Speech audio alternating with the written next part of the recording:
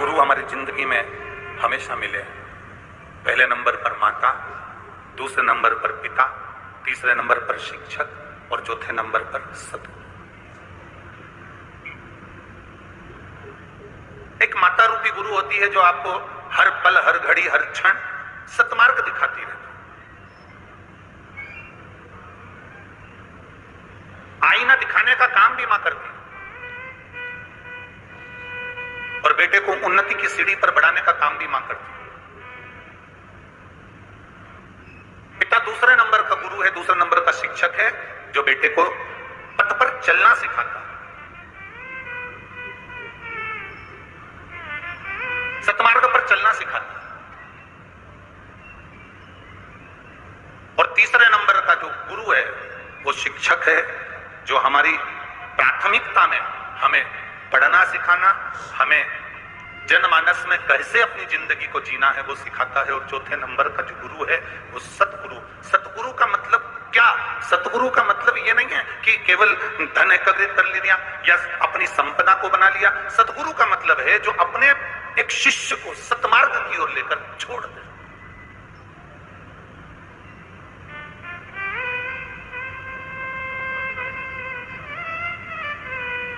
एक सतमार्ग की ओर जो लेकर चले जाए। महाराज, हमारे भगवान देवादिदेव महादेव को भी गुरु की परिभाषा के अंतर्गत गुरु पद दिया। स्वयं मां जगत जननी जगदम्बा माता पार्वती जी ने शंकर को गुरु कहा। स्वयं तुलसीदास बाबा जी ने अपनी रामचरितमानस में शिव को गुरु कहा। श्रीमद् भागवत में कई जगह पर भगवान देवादिदेव महादेव को गुरु संबोधन से संबोधित किया गया। और जिस शिव महापुराण की कथा को आप श्रवण करने के लिए बैठे हो, अपने स्मरण में रखिएगा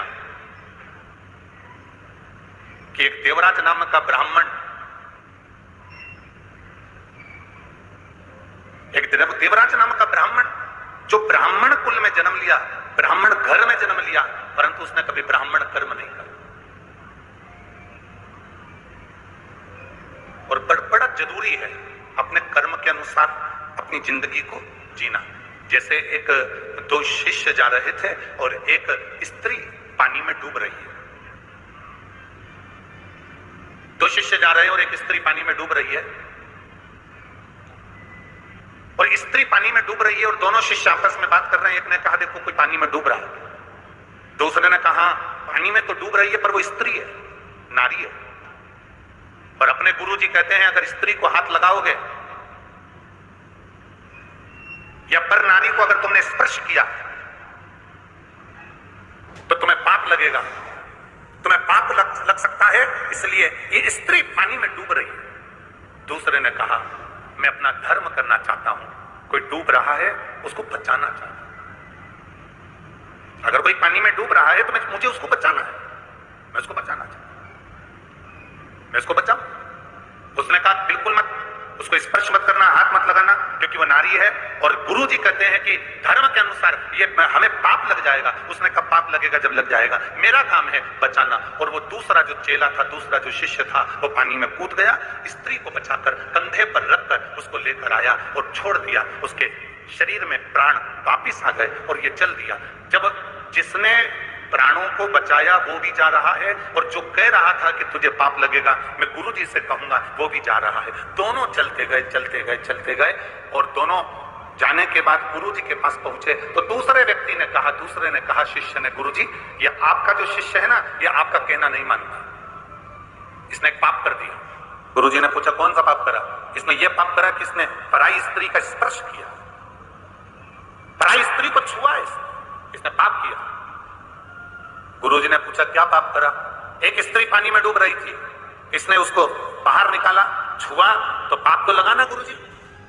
गुरुजी बोले पानी में से निकालने में, बाहर लाकर छोड़ने में कितनी देर लगी? तो कहा गुरुजी लगभग 15 मिनट लगे। ठीक है, जहां पर उस स्त्री को छोड़ा वहां से यहां तक तुम चलकर आए मेरे आश्रम तक कितनी देर लगी? गुरुजी 6 घंटे लगे। गुरुजी ने कहा अरे बावरे, उसने 15 मिनट का पाप अगर कर भी दिया तो किसी के प्राणों को बचा लिया, पर तू 6 घंटे से पाप करता करता आ रहा है, उसके पाप को ढोता ढोता आ रहा है, उसके पाप